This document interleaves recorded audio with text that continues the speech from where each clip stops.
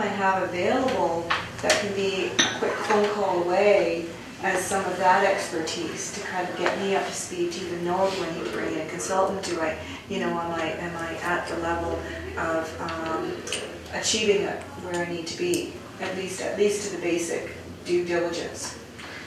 There's a great site, the HR Council. Yeah, I use that all the time. It's been a big help. That's the first thing I thought of. Talk a little bit more about it. What can you find there? Yeah, hrcouncil.ca.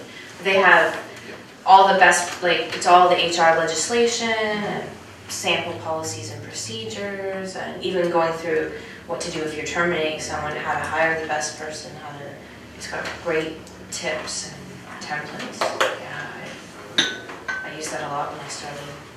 What about other aspects like legislation that Pat was talking about? Where do you go to find out?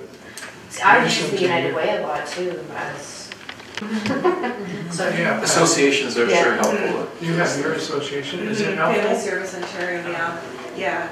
It is. I think we're just starting to look at, even the executive directors across Canada, we're speaking about mentorship more in terms of what systems can be built and what kind of online learning tools can be utilized so that there could be a learning company that also delivers webinars and things like that meet the needs across the for the nonprofit sector. Across Canada for the nonprofit sector, specific to family service type work, which is often rather different than other agencies like child welfare work, where it's more uni-focused, whereas family service work is really multidimensional and multi-funding involved.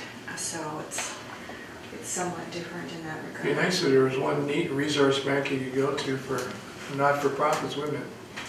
Well, exactly, or a helpline, or as it's a paid service that we participate in. That's a good idea. That it becomes an ongoing resource to you. Get that. Accreditation bodies like Family Services has an accreditation. Yeah.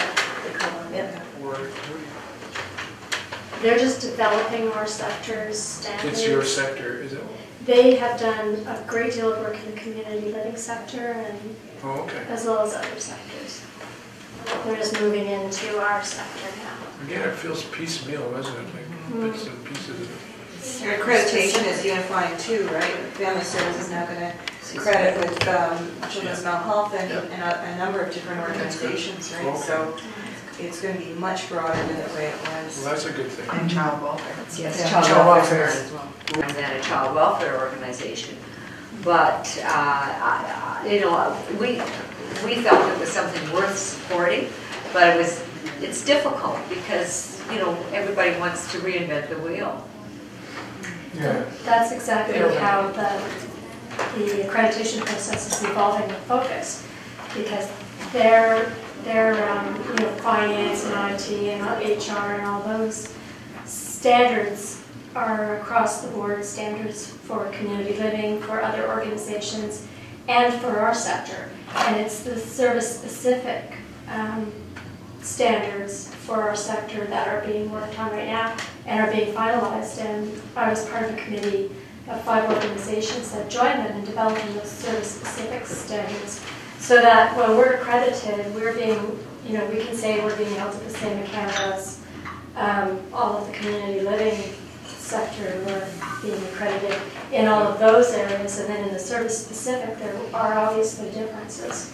That just makes sense that accreditation standards be the same across the board except for service. Board worry with all the risk management.